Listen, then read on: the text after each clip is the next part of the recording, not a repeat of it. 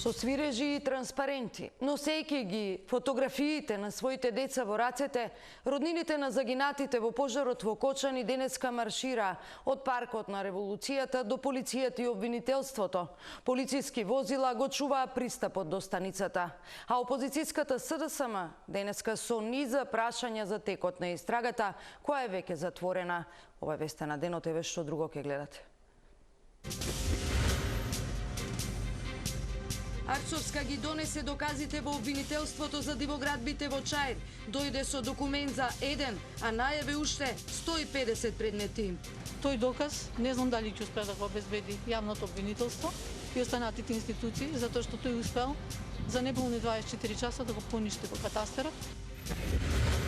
ЛДП во понеделник поднесува предлог закон за Македонија да биде една изборна единица и да има отворени листи за помалите партии да добијат поголеми шанси на изборите. Трамп ги зголеми царините за челик и алуминиум на 50%. Одлуката стапува на сила в среда. If you don't have steel, you don't have a country. You don't have a country. Добар ден, почитувани, вие сте со вестите на Телма. Роднини и пријатели на 62-цата загинати во пожарот во дискотеката Пулс повторно излегоа на марш во Кочани. Со извици, пароли и свирежи порачаа дека нема да молчат и на надлежните им рекоа да не ја штитат полицијата. Од денеска ќе делуваат заеднички. Го формираа Сдруженијето 16 март, денот кога се случи оваа трагедија. Во Кочани денеска е нашиот Срđan Стојанчов. Срđan, како помина денешниот марш и кои се пораките од луѓето до надлежните институции? Да, Билјана, незадоволни од спроведената истрага која заврши вчера, родителите на загинатите деца во пожарот во дискотеката Пулс во Кочани го прекинаа молкот. За разлика од предходните маршеви на ангелите кои поминуваа во тишина, сега пред општината, а особено пред полицијата и обвинителството и судот, протестот беше со свирежи и извици уа.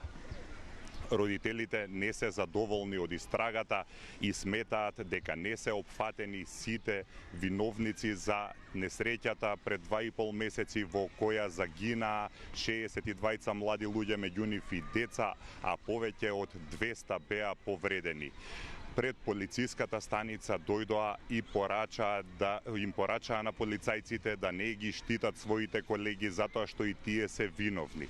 Велат, незадоволни се од тоа што ниту еден од актуелните функционери или инспектори не е повикан на одговорност. Се жалат дека полицијата ги затворила вратите на дискотеката и не дозволила брза евакуација на децата.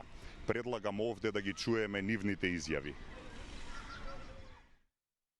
Од алчност за пари, газдата монструм, не човек, ги натера нашите ги натрупа нашите деца како стоки, а полицијата ја затвори вратата, ја држеше затворена, децата борејки се внатре за живот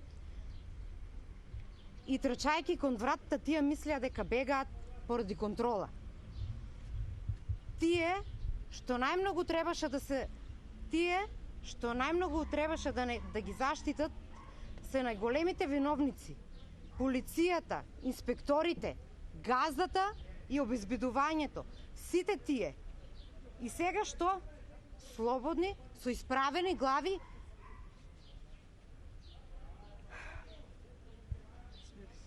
без срам, како ништо да не било.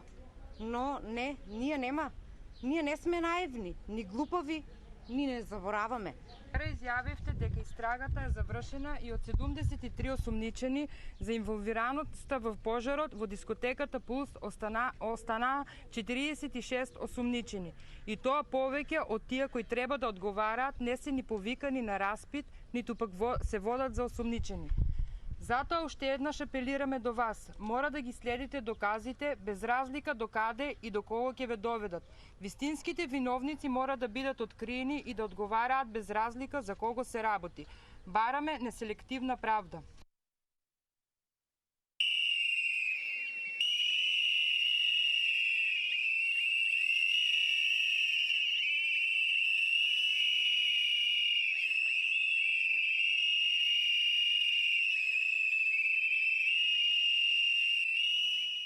Јавно ги потврдивте информациите дека лиценцата за работа на дискотеката била фалсификат.